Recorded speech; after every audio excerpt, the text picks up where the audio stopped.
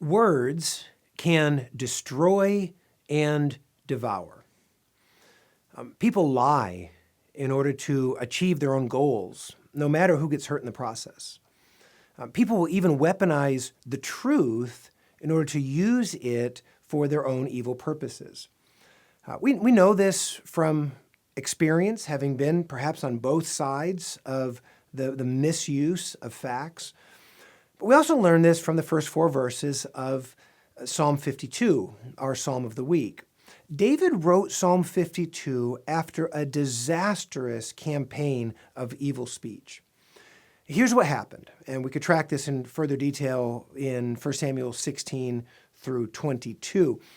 Samuel, at the Lord's command, had anointed David king over Israel. But Saul, the sitting king, refused to recognize the kingship of David and resisted God's plan. Instead, he turns against David. He pursues him and hunts him, tries to kill him. As Saul pressed harder, David eventually flees to the tabernacle, which at the time was located in the city of Nob. The priest, Ahimelech, assisted David. He gave him and his men food and arms. But there was a certain individual who observed all of this. His name was Doeg the Edomite. He was a man from Saul's camp, and he saw everything that happened. Doeg loved himself more than anyone else, and so he didn't resist using this information to advance himself, even at the cost of Ahimelech and David's well-being. And so he told Saul exactly what he had seen. Saul summoned Ahimelech and berated him for assisting David, his enemy. In fact, he orders his guards to kill Ahimelech. The guards refused. They were unwilling to raise their sword against the Lord's anointed. But this Doeg, this self-advancer, self-promoter, who was willing to put other people at risk for his own advancement, didn't have such scruples. And so he murdered Ahimelech and his family of priests, even going beyond that to raze the city of Nob, putting its residents to death. One son of Ahimelech escaped the slaughter to tell David what had happened. David, upon hearing the news, staggered under the weight of this terrible loss that resulted from one man's careless words. So, what did David write following this tragic event?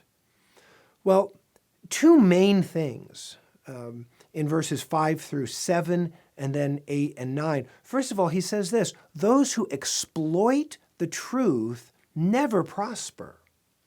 God will crush those, he says, who lie and use words to devour. God will scrub every advantage gained from perverse speech. So those who misuse facts, who lie, who manipulate the truth for their own gain, never prosper. The second thing he says in verses 8 and 9 is that those who trust in God do prosper. This is a bit surprising for David to say, perhaps because from all appearances, David was strategically compromised. He has less strength in his army than Saul at this time, less popular support. He's being chased around the countryside. But his trust in God makes him, in David's own words, like a green olive tree planted in the house of God, verse 8. That's a beautiful image. He's safe, secure, he's growing, he's prospering. He trusts God's love. He thanks God for his providence and his ongoing gift of kindness. So those who exploit truth will never prosper. Those who trust in God do prosper. Here's the sum of Psalm 52. Those who, like Doeg, try to manipulate the truth for their own advantage risk losing everything. On the other hand, those who, like David, wait on the Lord, no matter how hard their circumstances, will be blessed. Let's listen as we hear these truths from Psalm 52.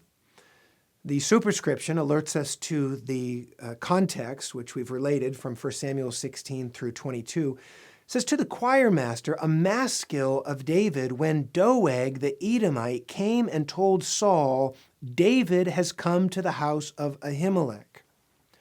Why do you boast of evil, O mighty man? The steadfast love of God endures all the day. Your tongue plots destruction. Like a sharp razor, you worker of deceit. You love evil more than good, and lying more than speaking what is right. Selah. You love all words that devour, O deceitful tongue. But God will break you down forever. He will snatch and tear you from your tent. He will uproot you from the land of the living. Selah. The righteous shall see and fear and shall laugh at him, saying, see the man who would not make God his refuge, but trusted in the abundance of his riches and sought refuge in his own destruction? But I am like a green olive tree in the house of God.